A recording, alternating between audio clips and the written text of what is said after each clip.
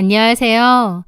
저는 공업 관련한 중견기업에 다니고 있는 30대 직장인입니다. 저희 회사는 연봉도 높고 복지도 좋기로 유명하지만 공업을 주력으로 하는 회사다 보니 남직원 비율이 압도적으로 높습니다. 전체 직원의 90%가 남자라고 해도 과언이 아닐 정도죠. 그러다 보니 회사 내의 여직원은 손에 꼽을 정도라 부서가 달라도 여직원들끼리는 서로 언니 동생하며 끈끈하게 지내는 편이었습니다. 남자들의 거친 농담이나 딱딱한 분위기 속에서 우리끼리라도 뭉쳐서 의지하자 뭐 그런 전우회 같은 게 있었거든요. 여직원 분들하고는 되게 잘 지냈고 한 번씩 시간 되는 사람들끼리 모여서 밥도 먹고 개인적인 친분을 유지하기도 했습니다. 회사 내에서 서로 협업하는 일도 많고 부탁해야 되는 일도 많기 때문에 잘 지내는 게 중요했죠. 그런 게 다 사회생활의 하나기도 했고요. 그런데 얼마 전 이 평화롭고 질서 잡힌 회사에 미꾸라지 한 마리가 들어왔습니다. 결혼 채용으로 중간에 갑자기 입사하게 된 조아진이라는 여자였죠.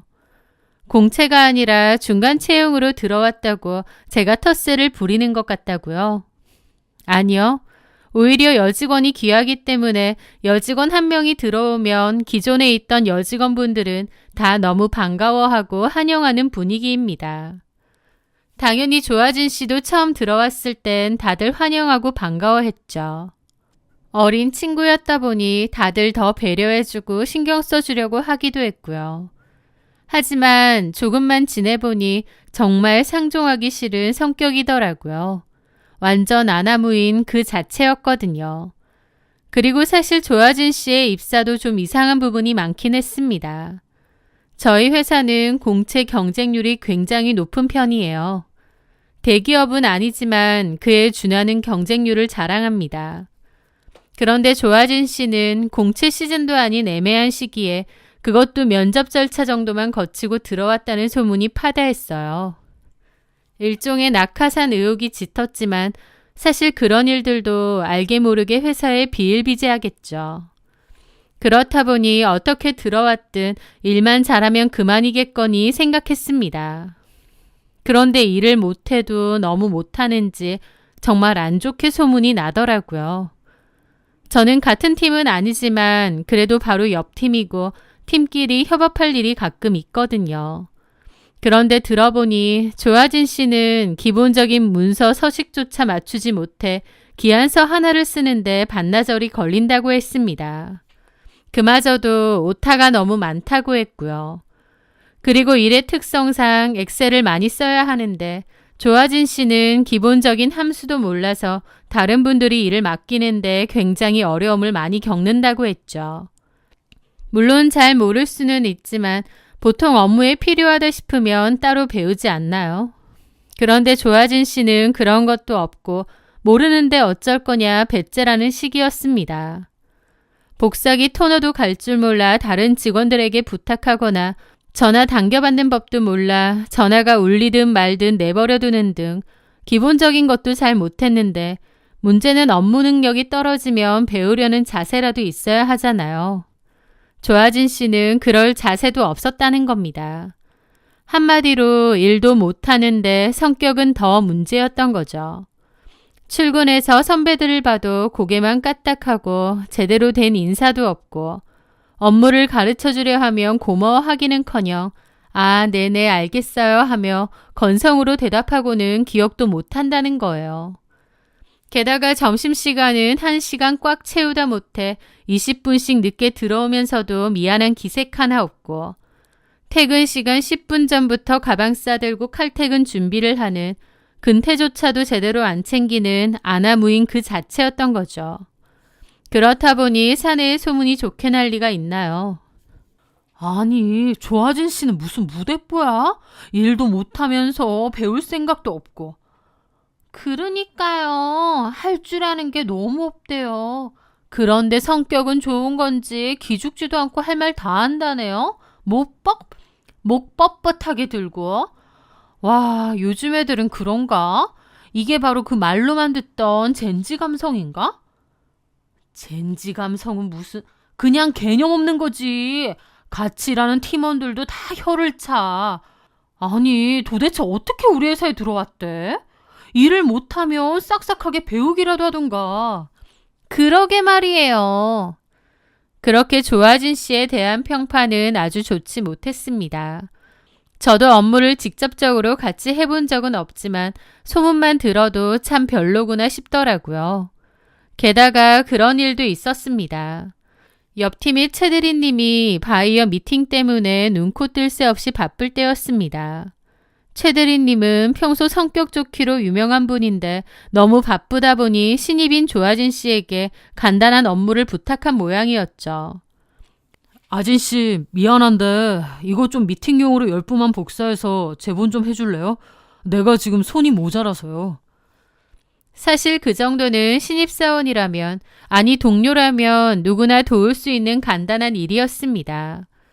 회사 생활이라는 게 혼자 하는 게 아니기에 제가 도와줄 수 있으면 도와주고 또 제가 부탁할 수도 있고 그런 거잖아요.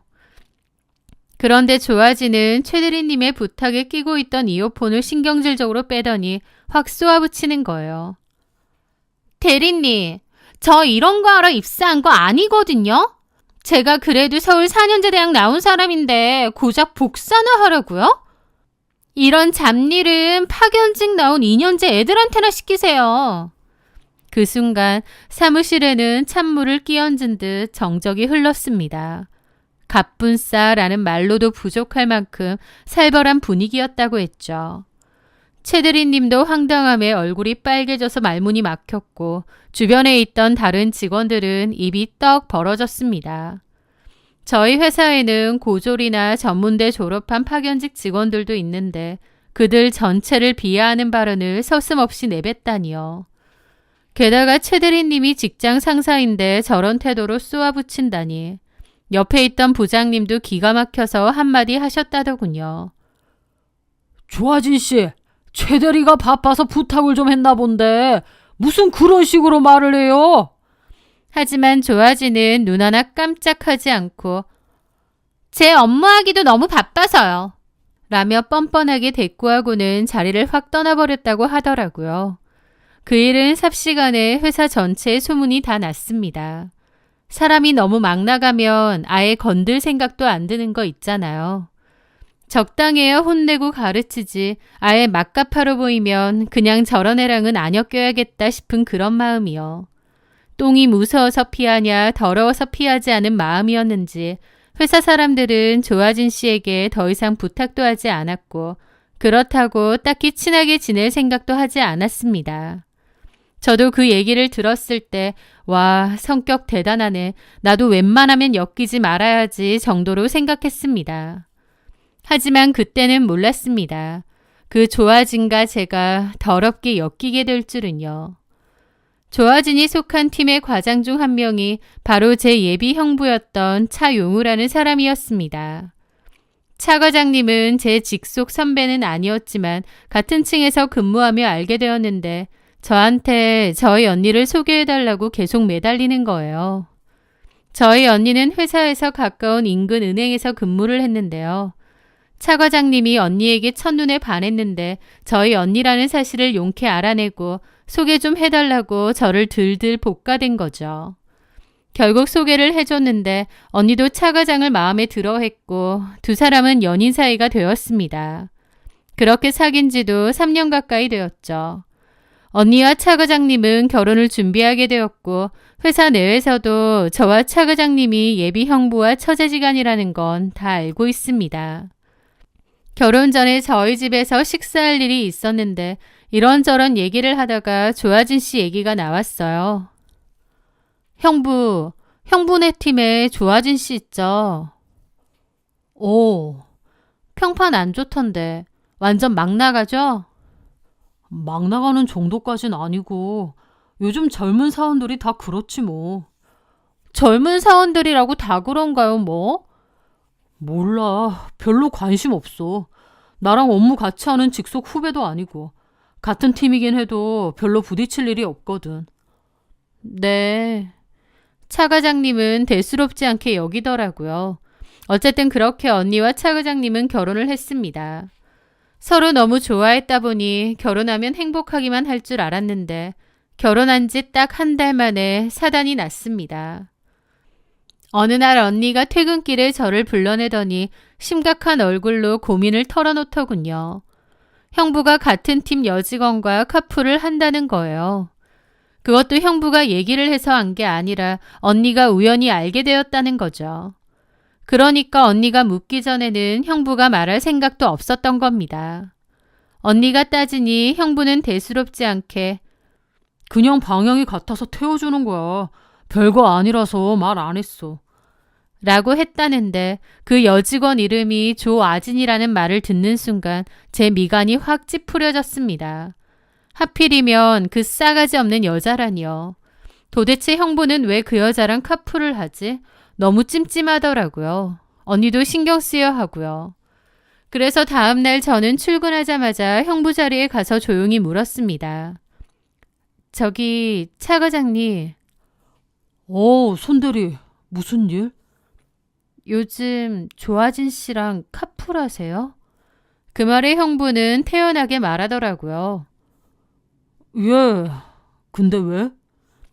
굳이 왜 카풀을... 저번에 버스 파업했었잖아. 조아진 씨가 출근하기 힘들다고 하는데 마침 같은 동네더라고. 그래서 며칠 태워다 주다 보니 방향도 같고 해서 그냥 같이 다니기로 했어. 왜? 언니가 뭐라고 해? 라는데 좀 황당한 겁니다. 버스 파업 며칠밖에 안 했고 끝난 지가 언젠데 지금까지 카풀을 한다고? 굳이? 싶더라고요. 형부가 좋은 뜻에서 한 건 알겠는데요. 언니도 좀 신경 쓰는 것 같고 그리고 회사에서도 뒷말 나오기 좋잖아요. 그러니까 카풀은 그만하시는 게 어떨까 싶은데. 그런데도 형부는 어이없다는 표정을 짓더라고요. 무슨 뒷말? 동네 같아서 커플 좀 하는 것 같고 동료끼리 야박하게 그러는 거 아니야. 그리고 언니가 무슨 신경을 써. 내가 알아서 잘 얘기할 테니까 손대리는 신경 쓰지 마. 라며 아무렇지 않게 넘어갔습니다. 하지만 저는 계속 찝찝하더라고요. 그러던 차에 며칠 뒤 여직원들끼리 점심 회식을 하게 되었습니다. 조아진 씨도 여직원이니 부르긴 했는데 또 부른다고 오긴 왔더라고요. 그런데 밥 먹는 내내 선배들이 무슨 말을 해도 딴청을 피우거나 휴대폰만 들여다보고 저럴 거면 왜 왔나 싶은 겁니다. 그렇게 식사가 끝나고 잠시 화장실에 갔는데 마침 조아진이 화장실에서 혼자 입술을 바르고 있는 거예요. 둘이 있을 일이 없는데 마침 잘 됐다 싶어서 조용히 다가갔죠. 저기 조아진 씨, 잠깐 나랑 얘기 좀 할 수 있을까요? 제가 조심스럽게 말을 건네자 그녀는 거울 속으로 저를 한번 힐끗 쳐다보고는 하던 립스틱 칠을 계속 하더군요. 말하세요. 뭔데요? 태도부터가 글러먹었지만 최대한 정중하게 본론을 꺼냈습니다. 차용우 과장님이랑 카풀한다면서요. 버스 파업도 끝났고 대중교통 회사 앞까지 잘 다니는데 굳이 갓 결혼한 유부남 차 얻어 타고 다니는 거 보기 좀 그렇지 않을까요? 회사에서는 작은 일로도 소문이 잘 나니까 오해 살 행동은 안 하는 게 좋을 것 같은데. 최대한 감정을 억누르고 좋게 타이르듯 말했습니다. 그런데 제 말이 끝나기가 무섭게 조아진이 립스틱 뚜껑을 소리나게 닫더니 저를 빤히 쳐다보는 겁니다. 손대리님, 지금 저한테 훈계하시는 거예요? 네? 아니, 훈계가 아니라 서로 조심하자는 거죠. 입장 바꿔 생각해보면 유부남 과장하고 둘이서 굳이 카풀을 한다는 게 진짜 어이가 없네. 지금 뭐라고 했어요? 과장님이랑 저랑 뭐 이상한 짓이라도 했나요? 제가 뭐 카풀 핑계로 과장님을 꼬시기라도 했단 거예요? 아니, 내 말은 그런 뜻이 아니라 동네 같고 출근길 방향도 같아서 같이 다니면 기름값도 아끼고 환경도 보호할 겸 같이 다니는 건데 제가 왜 손대리님한테 이런 얘기까지 들어야 돼요? 좀 불쾌하네요. 아진 씨, 사회 초년생이라 잘 모르나 본데 유부남차에 젊은 여직원이 매일 타고 내리면 안 좋은 소문나기 딱 좋아요. 그런 소문은 대리님 같은 꼰대들이 만드는 거겠죠. 뭐가 어째요? 지금이 조선시대예요? 과장님이 호의를 베풀어 주시는데 그런 성의 무시하는 게 더 예의 없는 거 아닌가요? 대리님 언니랑 과장님이랑 결혼하셨다고 했죠? 근데 그 언니라는 분이 혹시 저한테 얘기해달라고 시키셨나요? 제 언니까지 거론하는데 저도 너무 열받더라고요. 이봐요, 조아진 씨. 할 말 못할 말 구분도 못해요? 선배한테 그게 무슨 말버릇이에요? 그러자 조아진은 더 크게 소리를 지르는 겁니다. 아, 진짜 짜증나네. 카푸라는 게 죄예요? 왜 화장실까지 쫓아와서 사람을 불륜녀 취급하고 난리냐고요? 이거 직장 내 괴롭힘이에요. 알아요? 공과 사는 구분 좀 하시죠. 손미래 대리님. 라는데 입이 뜨억했습니다. 제가 벙쪄 있는 사이 밖에서 소란을 들은 다른 여직원들이 무슨 일이야 냐며 화장실로 왔죠. 조아진은 저를 흘겨보며 먼저 나갔고 다른 동료들이 저에게 다가와 무슨 일이냐고 물었습니다. 저는 너무 기막힌 심정으로 자초지종을 설명하니 동료들도 와, 쟤 진짜 보통 아니네. 가지가지 한다며 혀를 내두르더라고요.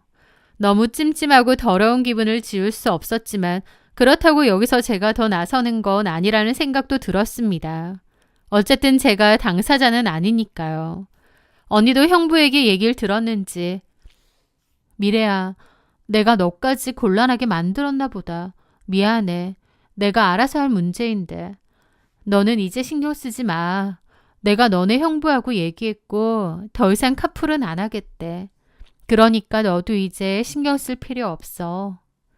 언니는 저에게 미안해했습니다. 둘이서 일단 카풀을 안 한다고 하니 다행이었지만 그래도 형부와 조아진 사이를 좀 유심히 지켜봐야겠다 싶기도 했죠. 너무 발끈해서 난리치는 게 영 이상했으니까요. 그로부터 몇 주 뒤였습니다. 늦은 근무를 마치고 피곤한 몸을 이끌고 지하주차장으로 내려갔는데 그 순간 저는 제 두 눈을 의심하고 말았습니다. 저 멀리서 형부차가 보였어요. 아직 퇴근 안 했나 하며 쓱 봤는데 놀랍게도 형부 옆에 조아진이 타고 있는 거예요. 황당하더라고요.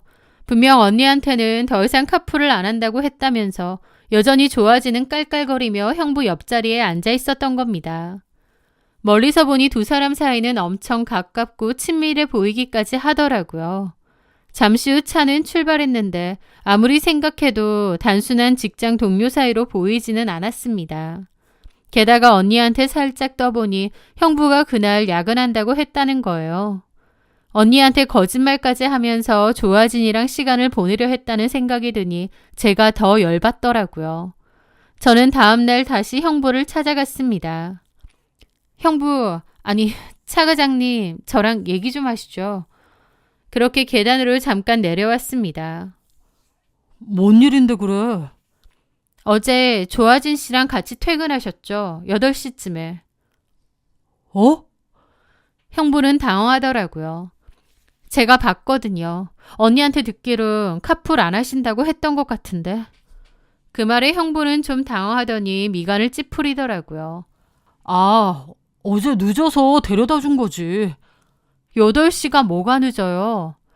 이 근처는 6시만 지나도 컴컴하고 위험해. 아니, 처제야말로 왜 이렇게 사람을 몰아붙이고 닥달해? 언니가 시켰어? 형부! 회사에서는 형부 소리 하지 마. 그리고 이런 개인적인 일로 사람 불러내지 말고. 처제, 이거 선 넘는 거야. 언니랑 내가 알아서 할 일이지. 차 과장님, 이러시는 거 아니죠? 조아진 씨랑 무슨 사이예요? 뭐라고?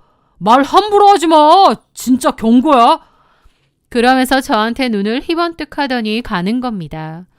분명 뭔가가 있다는 생각이 들었고 너무 화가 나더라고요. 그런데 며칠 뒤 언니의 전화가 왔습니다.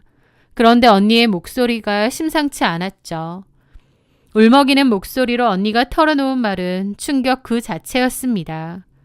형부는 최근에 늦은 기가와 외박이 더욱 잦아졌다고 했습니다. 그러더니 얼마 전 성격 차이로 못 살겠다, 이혼하자는 소리까지 했다는 겁니다. 언니와 형부가 결혼한 지 그때가 3개월 정도 되었을 때인데 결혼 3개월 만에 이혼하자는 소리가 나온 거죠. 솔직히 성격 차이라는 건 누가 봐도 개소리였습니다. 딱 봐도 조아진이랑 뭔가가 있구나 싶었죠. 언니는 어쨌든 자기 일이고 자기가 처리해야 할 일이니 저보고는 가만히 있으라고 했습니다. 괜히 저의 회사 생활에 문제가 될지도 모른다고요. 언니 말이 맞지만 저는 정말 속이 부글부글했습니다. 분명 언니와 형부의 이혼에는 조아진의 역할이 있는 것 같은데 그냥 모른 채 한다는 게 속이 뒤집어질 것 같았죠. 그 와중에 형부는 빠르게 언니에게 이혼 소송을 제기했어요. 게다가 형부는 전처가 집착이 심해서 이혼할 거다라는 헛소문까지 퍼뜨리고 다녔죠. 저는 화가 나서 형부를 찾아가 따졌더니 자기 개인 일에 참견하지 말라고 으름장을 놓더라고요. 저는 형부와 조아진이 불륜관계라는 걸 어떻게 하면 입증을 할까, 어떻게 증거를 찾아야 할까 고민을 했는데 언니가 어떻게 찾아낸 건지 불륜 증거를 찾아냈다고 했습니다. 아마 형부 폰을 몰래 뒤졌던 것 같아요. 조아진과 형부가 카풀을 하다가 눈이 맞아서 불륜 사유로 발전한 게 확실하고 형부는 저희 언니랑 헤어지고 조아진과 재혼할 생각까지 있다는 거예요. 한 회사 다니면서 진짜 뻔뻔하고 미친 것들이구나 싶더라고요. 언니는 법적으로 해결하면 되니까 절대 저보고 회사에서 나서서 뭔가를 하지 말라고 했습니다. 제가 괜히 나서면 저도 곤란해지고 이혼 소송 자체에도 별로 도움이 안 된다고 하더라고요. 게다가 괜히 주변 사람들에게 이혼에 관한 소문도 함부로 내지 말라고 했어요. 그것들이 명예훼손으로 저를 고소할지도 모른다면서요. 저 더러운 것들, 생각 같아선 회사에 소문 다 내고 싶은데 차마 그러지는 못하고 속에서 천불이 부글부글 끓더라고요. 저희 언니는 피눈물을 흘리며 결혼 3개월 만에 이혼 준비를 하는데 저것들은 아무렇지 않게 희희낙낙 지내다니. 마음 같아선 하루에도 몇 번이라도 뒤집어 엎고 싶었지만 언니의 당부가 있었기에 참고 또 참아야 했습니다. 하지만 그것들을 보게 되면 속이 뒤집힐 게 뻔하니 최대한 옆부서 쪽으로는 쳐다도 보지 않고 지냈죠. 언니는 조아진에게도 상간소송을 걸었고 언니와 형부 사이에는 이혼 조정이 한창이었을 때였습니다. 그런데 그때 회사에 생각지도 못한 태풍이 몰아쳤습니다. 그날은 점심시간 직후였고 로비에 웬 중년 여성이 들이닥치더군요. 그러면서 데스크 직원분에게 여기 조아진이라는 년이 무슨 부서냐고 차분하게 하지만 싸늘하게 묻는 겁니다. 저는 점심 먹고 돌아오다가 그 말을 우연히 듣게 되었습니다. 그 데스크 직원도 당황한 듯 묻더라고요. 아, 조아진 씨요? 혹시 약속을 하고 오신 건가요? 약속은 무슨? 내가 이 회사 김조격 상무 와이프예요. 아, 안녕하세요 사모님. 그 조아진인가 뭔가 하는 기집애 무슨 부서냐고요? 아, 잠시만요. 제가 조회를... 그때 저는 뭔가가 있구나 바로 캐치를 했습니다. 그래서 재빠르게 그 사모님에게 다가갔죠. 안녕하세요 사모님. 그 사모님은 멀뚱히 저를 보더라고요. 조아진 씨 찾으세요? 제가 모시고 갈게요. 바로 저희 옆부서거든요. 그 말에 사모님은 저를 위아래로 한번 훑더니 알겠다고 앞장서라고 하시더라고요. 저는 냉큼 그 사모님을 데리고 엘리베이터로 올라탔습니다. 바로 이 부서입니다, 사모님. 아, 저기 조아진 씨 있네요. 긴 갈색 머리 보이시죠? 창가 밑에. 저는 냉큼 알려드렸습니다. 저 여자가 조아진이에요? 네, 제가 불러드릴까요? 아니, 내가 직접 가볼게요. 그 사모님은 시종일관 차분했지만 엄청난 분노가 느껴졌습니다. 그리곤 이를 악물더니 그리로 다가가는 겁니다. 그 사모님의 눈에서 뿜어져 나오는 살기는 사무실 전체를 얼어붙게 만들기에 충분했습니다. 저는 어찌된 영문인지 저분이 왜 조아진을 찾아왔는지 모르지만 좋은 일 때문에 조아진을 찾아온 게 아니라는 건 바로 눈치챘죠. 조아진은 그때까지도 분위기 파악을 못한 채 책상 위에 거울을 올려두고 유유자적하게 화장을 고치고 있었습니다. 사모님은 망설임 없이 성큼성큼 걸어가 거울을 보고 있던 조아진 앞에 서더라고요. 조아진 씨? 누구세요? 사모님은 더 이상의 설명도 없이 조아진의 생머리를 뿌리채 뽑을 기세로 확 휘어 감더라고요. 조아진은 아악 소리를 지르며 무슨 무밭에서 무 뽑히는 것 마냥 쑥 뽑혀 나오는 겁니다. 네가 조아진이야? 이 첩년이 남의 남편 꼬드긴 것도 모자라서 회사에 떡하니 자리 차지하고 있네. 겁대가리를 아주 상실했구나. 내가 너 같은 년을 한두 번 본 줄 알아? 조아진의 찢어지는 비명과 함께 평화롭던 사무실은 순식간에 아수라장이 되었습니다. 사모님은 익숙하게 조아진의 머리채를 잡고 흔들며 책상 위로 내동댕이 쳤고 화장품과 서류 더미가 와르르 쏟아졌습니다. 조아진은 바닥에 나뒹굴었는데 그러자마자 또 머리채를 잡혔죠. 사람 살려, 경비 불러, 당신 누구야 라며 발악했지만 도끼를 품은 그 사모님의 소나기에서 빠져나오지 못했습니다. 내가 누구냐고? 김종혁 와이프다 이년아. 애비버린 남자랑 그러고 싶디? 이 추접스러운 년아? 사모님은 신고 있던 명품 구두를 벗어 조아진의 등짝과 어깨를 사정없이 내리쳤습니다. 조아진은 바닥을 기어다니며 비명을 질러댔고 직원들은 너무 놀라 입만 떡 벌린 채 그 광경을 지켜볼 뿐이었습니다. 보통 같았으면 그렇게 개 쳐맞을 때 다른 직원이 말리기라도 하겠지만 아무도 말리지 않았습니다. 조아진의 평소 행실이 너무 안 좋았기도 하고 또 그 사모님이 너무 무섭기도 했거든요. 괜히 말리다가 그 구두에 찍힐 것 같기도 했죠. 그때 어디선가 형부가 조아진의 비명소리를 들었는지 달려와서 뜯어 말리더라고요. 당신 누구야? 어디서 행패야? 당장 경찰 불러! 그 순간 제가 잽싸게 형부를 확 밀쳤습니다. 나서지 마세요, 차 과장님. 상황 파악 안 되세요? 손대리 미쳤어? 아저씨가 지금 맞고 있잖아, 이 아줌마한테. 아, 사랑하는 여자가 맞고 있으니 마음이 아프세요?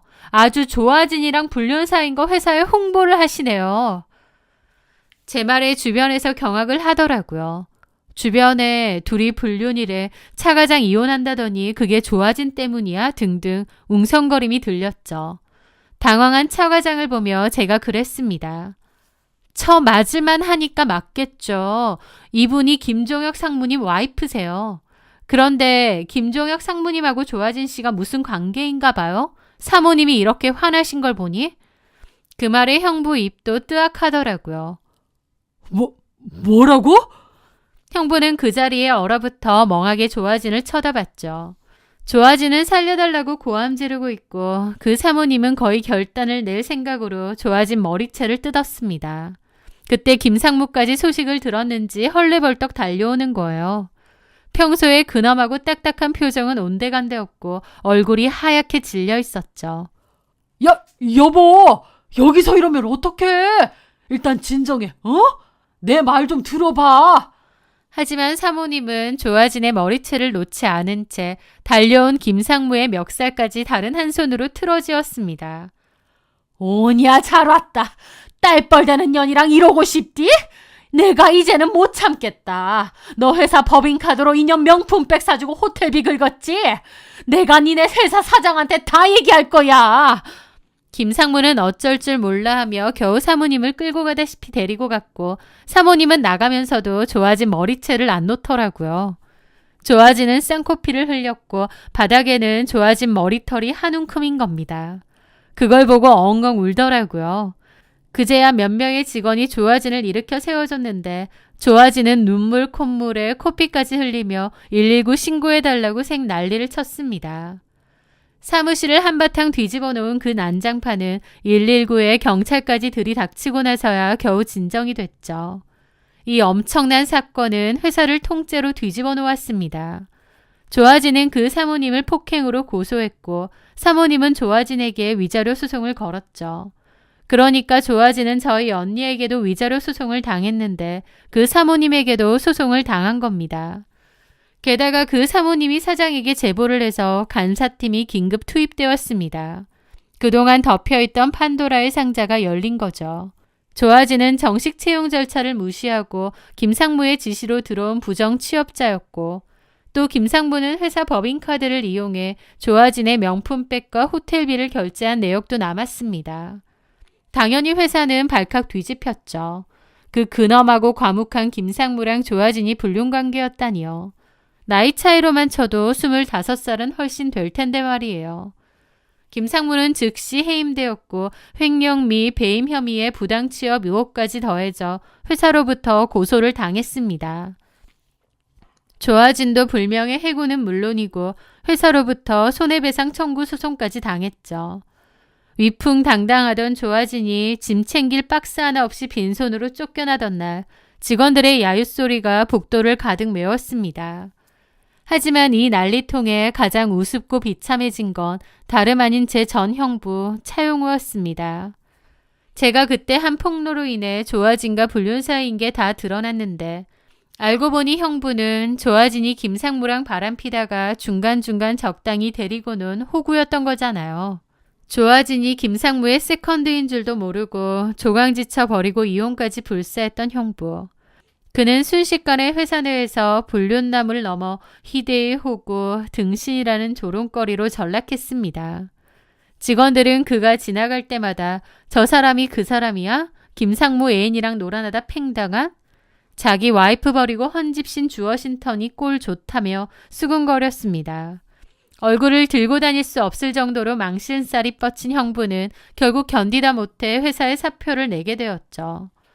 회사도 그만둔 형부는 뒤늦게서야 언니에게 잘못했다며 빌었지만 어림도 없는 소리였죠. 언니는 눈 하나 깜짝하지 않고 거의 끝물이었던 이혼 소송을 최대한 빨리 마무리 지었습니다.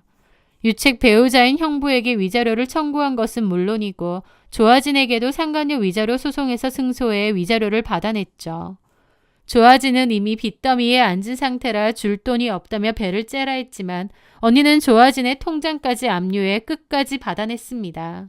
언니는 이혼 후 오히려 얼굴이 폈습니다. 저 역시 회사에서 눈에 가시 같던 조아진과 껄끄러운 형부가 사라지니 이제야 숨통이 트이고 살맛이 나는 것 같아요.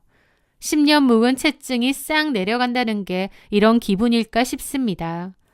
가뜩이나 제가 소개해준 거라서 언니에게 미안한 마음이 있었는데 이렇게라도 속 시원히 해결돼서 다행이다 싶어요. 저희 언니도 마음의 상처를 딛고 새 출발 잘할 수 있게 제가 옆에서 많이 도와줘야겠죠. 제 긴 이야기 들어주셔서 감사합니다.